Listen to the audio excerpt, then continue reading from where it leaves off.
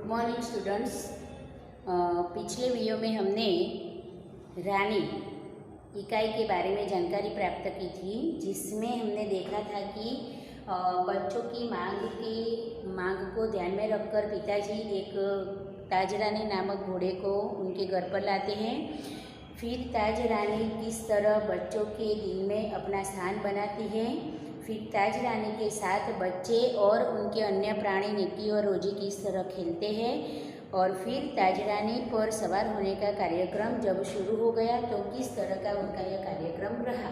वहाँ तक हमने यह पाठ देखा था। आज हम आगे देखेंगे। तो सुबह का जो समय था, तो सुबह के समय दोनों भाई बहन, छोटे भाई बहन ताज रानी पर सवार होते थे और दोपहर के बाद लेखिका का सवारी करने का कार्यक्रम शुरू होता था। उन बच्चों के लिए जिम बनवाई गई थी, पर इतनी सवारी करने से बच्चों का मन संतुष्ट नहीं होता था, इसलिए कभी कभी दोपहर के समय सब सो जाते थे और छुट्टी का दिन हो तो नंगी पीठ पर सवारी करने के लिए वह अस्तबल से छोड़कर ताज रानी को बाहर चबूतरे के पास ले जाते थे। चबूतरे पर चढ़कर उन पर सवारी करते थे और यहाँ तक हमने पिछले वीडियो में देखा था।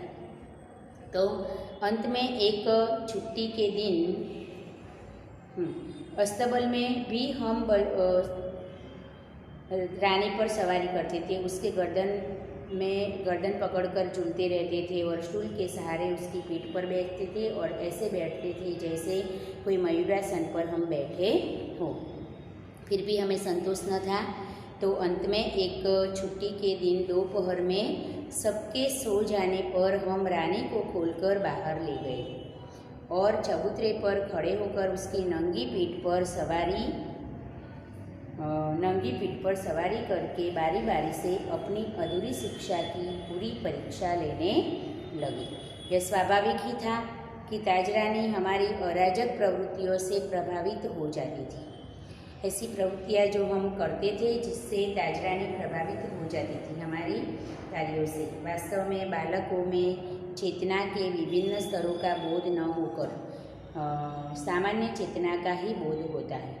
तो बालक ज़्यादा नहीं सोचते, बल्कि जो अभी जिस वक्त वर्तमान परिस्थिति में उसे जो भी करना है उसके बारे में ही वह सोचते हैं और उसके बारे में ही वह जागरूक रहते हैं। तो अतः वह घोड़े पर इस तरह सवार होंगे तो यदि गिर गए, जिन के बिना यदि वह घोड़े सवारी करेंगे तो उनकी क्या हालत होगी, उसके बारे में वह नहीं सोचते थे। बालक इतना लंबा नहीं सोचते, इसलिए पर बालकों की कमजोरी को घोड़ी अच्छी तरह जानती थी।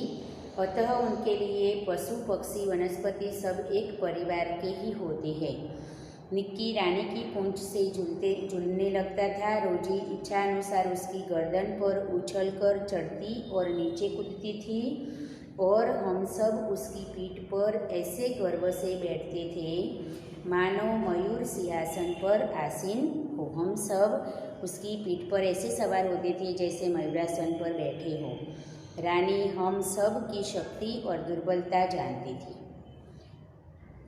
उसकी नंगी पीठ पर अयाल पकड़कर बैठने वालों को वह दुल की चाल से इधर उधर घुमाकर संतुष्ट कर देती थी। दुल की एटले हल्की धीमी चाल से वह इधर उधर घुमाकर उन्हें संतुष्ट कर देती थी। परंतु एक बार मेरे बैठ जाने पर भाई ने अपने हाथ की पतली संटी उसके पैरों में मार दी।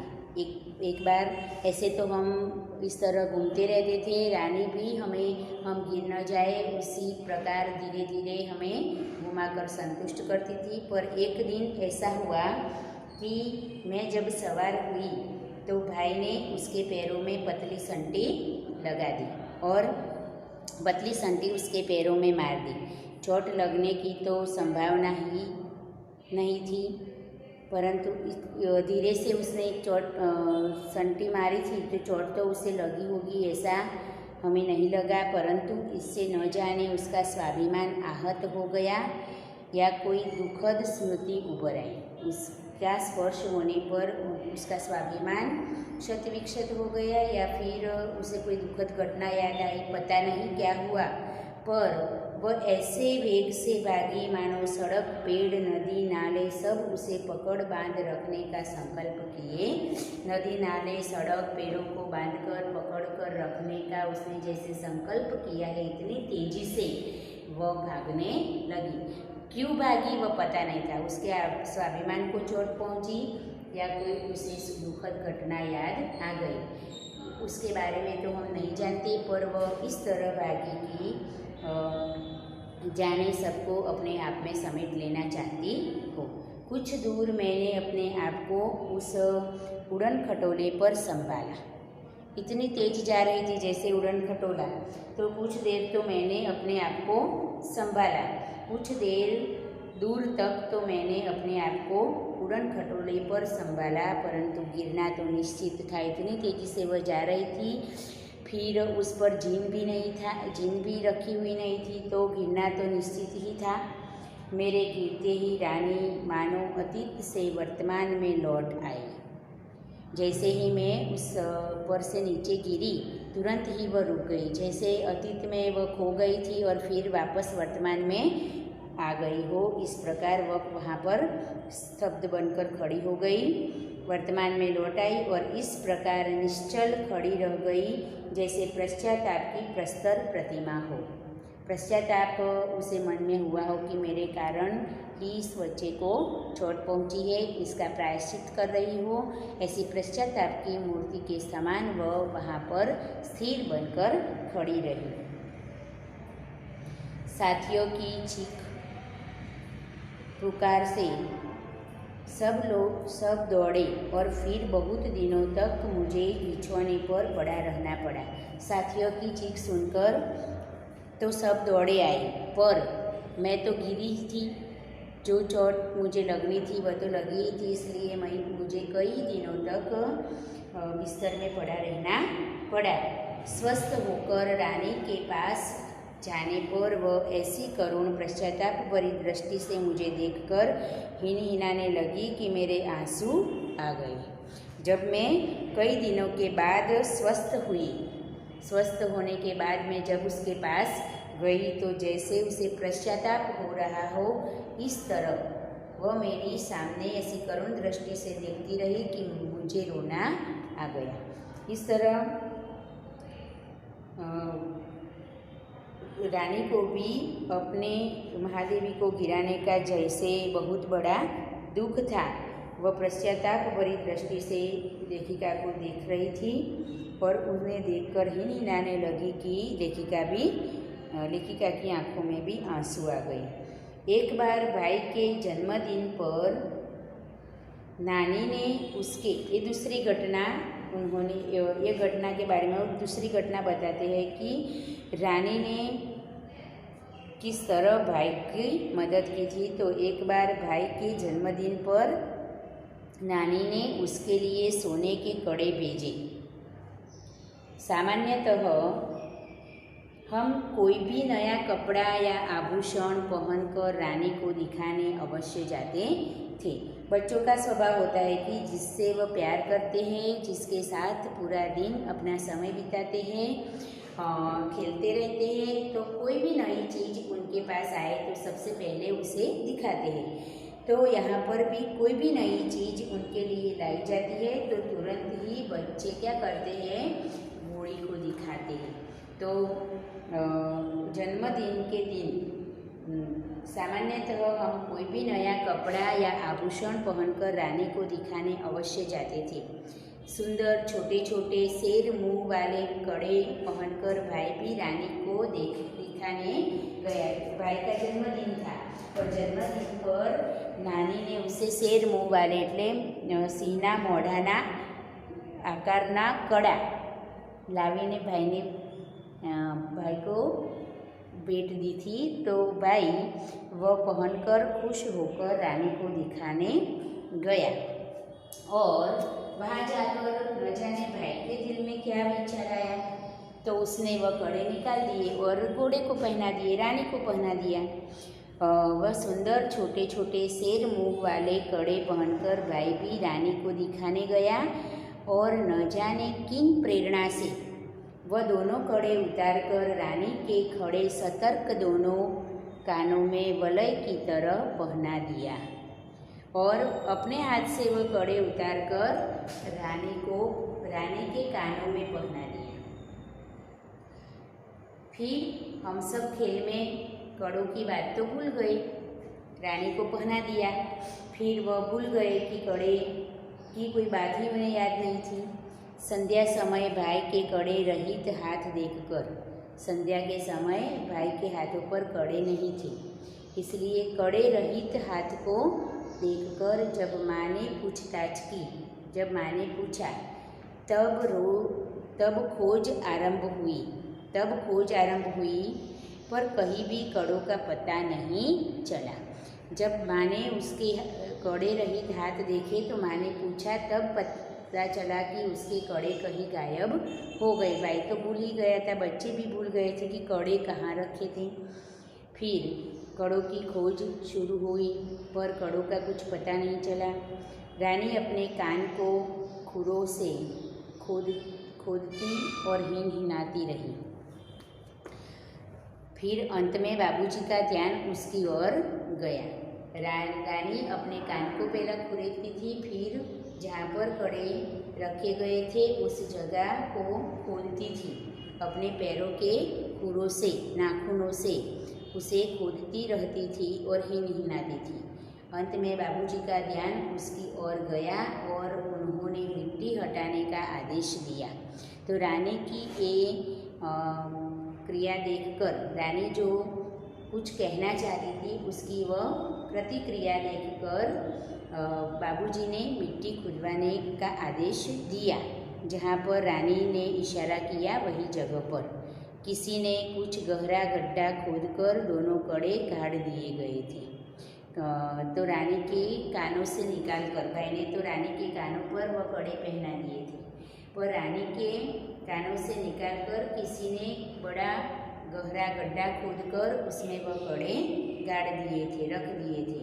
दंड तो किसी को नहीं मिला क्योंकि पता ही नहीं था किसने यह किया, इसलिए दंड तो किसी को नहीं मिला, परंतु रानी सारे घर के हृदय में स्थान पा गई। और रानी की इस प्रतिक्रिया से कड़े खोजने में बड़ी मदद हुई। उस दिन से घर के सभी सदस्यों के दिल में रानी के प्रति अपार प्रेम और एक अलग स्थान रानी ने सबके हृदय में बना लिया, जगह बना ली। एक घटना अपनी विचित्रता में स्मरणीय। दूसरी घटना, पहली घटना कौन सी थी? तो घोड़े पर सवार होने की और गिर जाने पर, रानी लेखिका गिर जाने पर रानी को बड़ा पश्चाताप हुआ था। दूसरी घटना की कड़े खो जाने पर, कड़े की खोज करने में रानी ने बहुत बड़ी मदद की थी और उस दिन से घर के सभी सदस्यों के दिलों में भी रानी का एक अलग सा स्थान बन गया था। अब दूसरी घटना के बारे में बताते हैं कि यह घटना विचित्र है। एक घटना अपनी विचित्रता में स्मरणीय है। एक सवेरे उठने पर हमने रानी के पास एक छोटे से घोड़े के बच्चे को देखा। एक दिन हमने छोटे से घोड़े के बच्चे को देखा। यह कहाँ था? मन में पहला प्रश्न हुआ। कहकर हमने रामा को इतना थका दिया कि उसने निरुपाय घोषणा की कि वह नया जीव रानी के पेट में दाना चारा खाकर सो रहा था। एक दिन सुबह जब हम उठे तो हमने देखा कि घोड़े के साथ साथ, रानी के साथ साथ एक छोटा सा घोड़ा वहाँ पर खड़ा था। उसे देखकर हमारे मन में एक प्रश्न पैदा हुआ कि आज तक तो ये यहाँ पर नहीं था, तो फिर ये कहाँ से आया? तो हमने रामा को प्रश्न पूछ कर उसे इतना थका दिया कि न चाहते हुए भी उसको बताना पड़ा कि यह छोटा सा जीव रानी के पेट में दाना चारा खाकर सो रहा था। भाई ने उत्साह से पूछा, और भी है? भाई ने, यानी कि महादेवी का जो भाई था छोटा, उसने उत्साह से पूछा, कि रानी के पेट में और भी ऐसे छोटे जीव हैं, घोड़े हैं। और रामा ने स्वीकृति में सिर हिलाया। रामा को तो कुछ पता नहीं चला, उसने तो ऐसे ही हाँ में उसका सिर हिला दिया। अब तो हम विस्मित भी हुए, हमें तो आश्चर्य हुआ और क्रोधित भी हुए और हमें एक और क्रोध भी आया। ये छोटे जीव कोई काम धाम नहीं करते और हमको पीठ पर बैठाकर दौड़ाने वाली रानी का दाना चारा स्वयं खाकर उसके पेट में लेटे रहते हैं। रानी के पेट में दूसरे ऐसे छोटे जीव है। रामा ने यह प्रश्न के उत्तर में स्वीकृति दे दी, अपना सिर हाँ में हिलाया। तो बच्चों को तो गुस्सा भी आया और आश्चर्य भी हुआ। गुस्सा इसलिए आया कि ये छोटे जीव कुछ काम धाम करते नहीं हैं और सारा दिन हमें घुमाने वाली इस रानी की दाना पानी वो खा जाते हैं और पड़े रहते हैं, इसलिए गुस्सा आया। इसलिए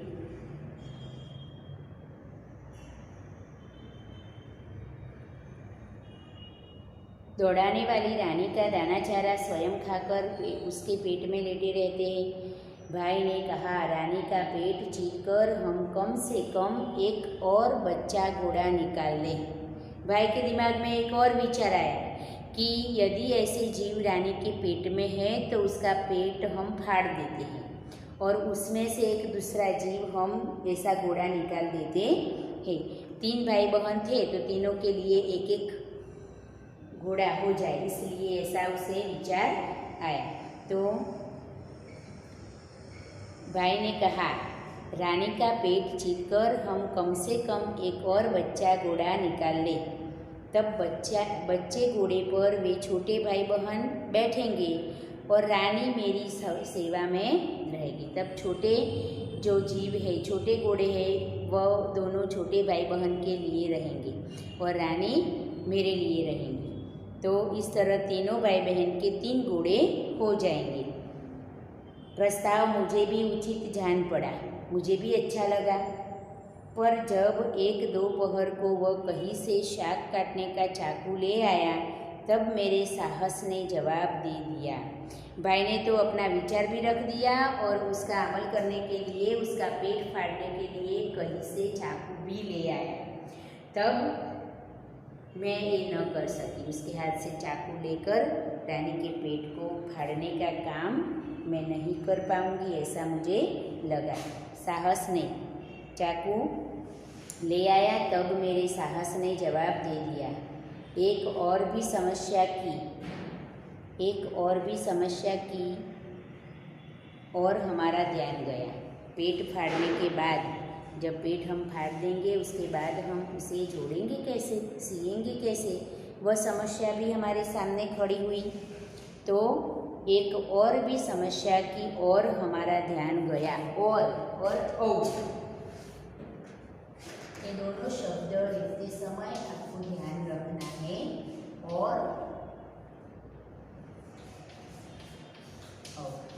दोनों के मतलब ये संयोजक है। जब 2 बातों को जोड़ना है तो और का प्रयोग होता है। और तो तरफ, उसकी ओर, मैं उसकी ओर देख रहा हूँ तो मैं उसकी तरफ देख रहा हूँ, तो इसका प्रयोग होगा।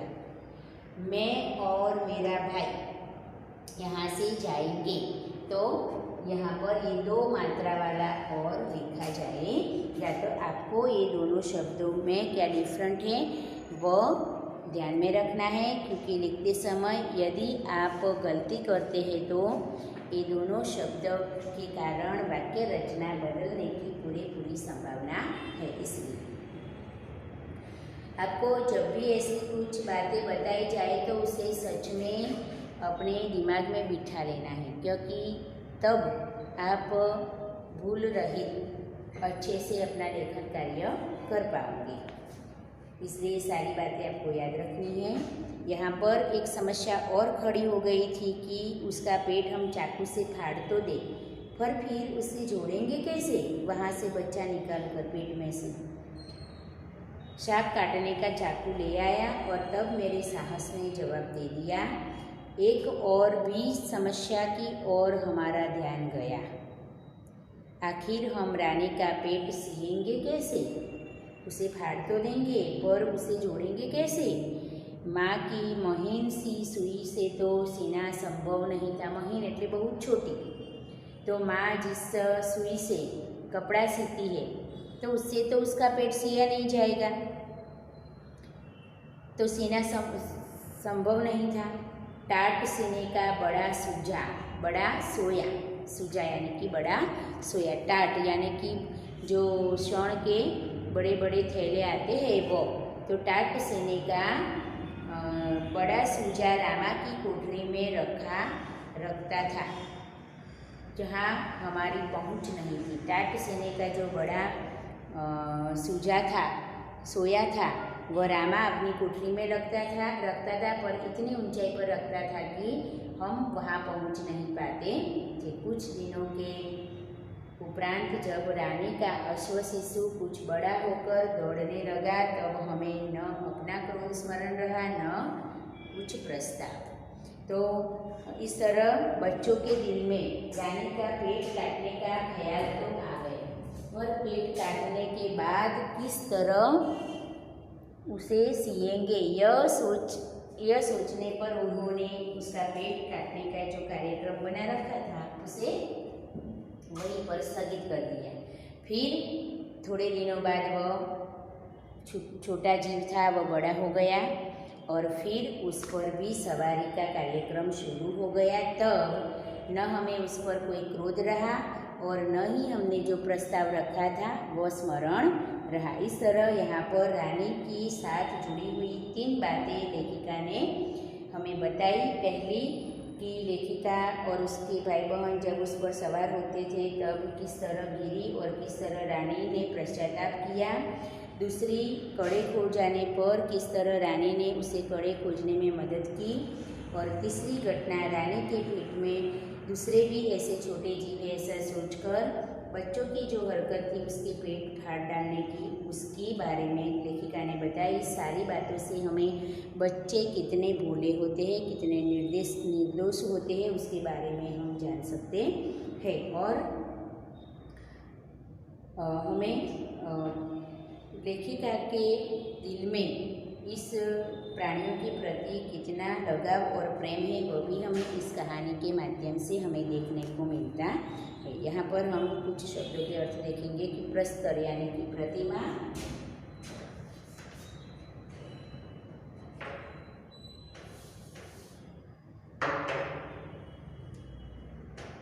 प्रस्तर,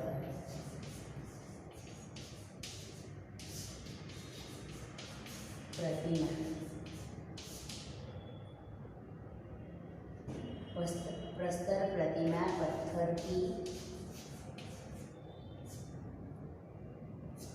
पत्थर की मूर्ति, पत्थर की मूर्ति, वलय,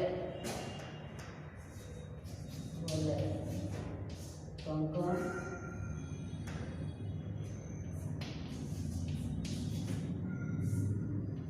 छल्ला,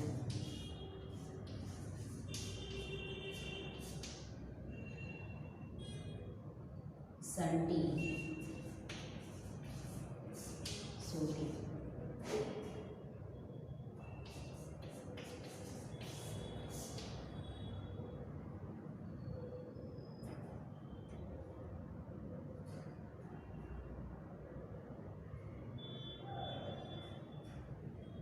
बदनी तो बाहर,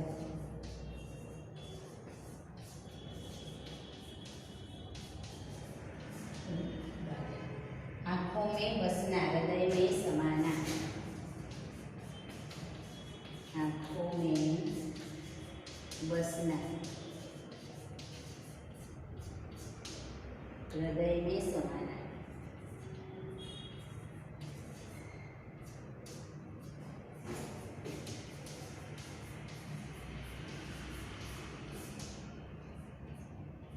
हृदय में समाना, जवाब दे देना, अंत हो जाना, जवाब दे देना,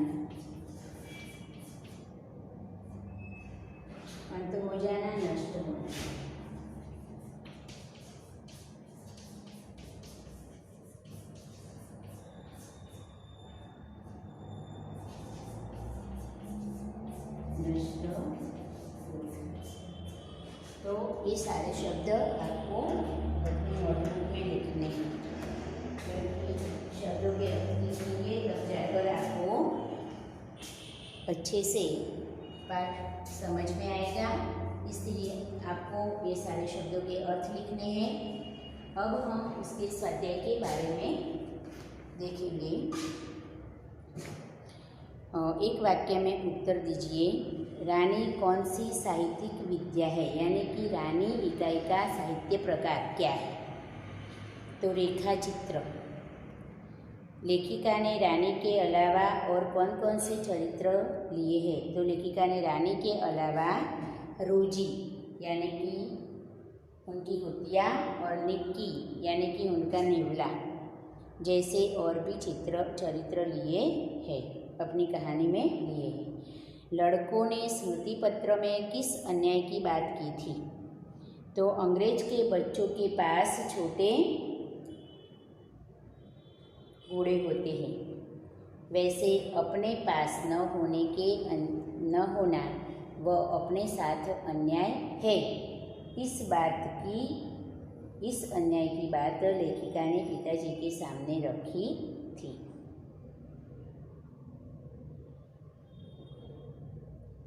रानी के साथ मित्रता स्थापित करने के लिए कैसे प्रयास किए गए। तो रानी के साथ मित्रता स्थापित करने के लिए उसकी गर्दन में झूल कर, उसके कानों में अयाल में फूल खोस कर और उसे बिस्कुट और मिठाई खिलाने के कार्यक्रम किए गए या प्रयास किए गए। रानी की पीठ पर सवार करने पर कौन सी दुर्घटना घटित हुई। तो रानी की पीठ पर सवारी करने पर न जाने भाई ने एक रानी के पैर में, उसके हाथ में जो संटी थी उसे पैरों में मार दी, तो उसे चोट लगी या उसका स्वाभिमान आहत हुआ वो पता नहीं, पर वो क्या उसे कोई दुखद घटना उसके स्मृति पट पर उभर आई वो तो पता नहीं। लेकिन वह इस तरह भागी कि मानो सड़क, पेड़, नदी, नाले सब अपने आप में बांध कर रखना चाहती हो। और लेखिका उन पर जब सवार थी तो वह थोड़े दूर तक तो अपने आप को संभाल सकी, फिर वह उससे गिर गई और उसे लेखिका को चोट लगी और कई दिनों तक उसे बिस्तर में पड़ा रहना पड़ा।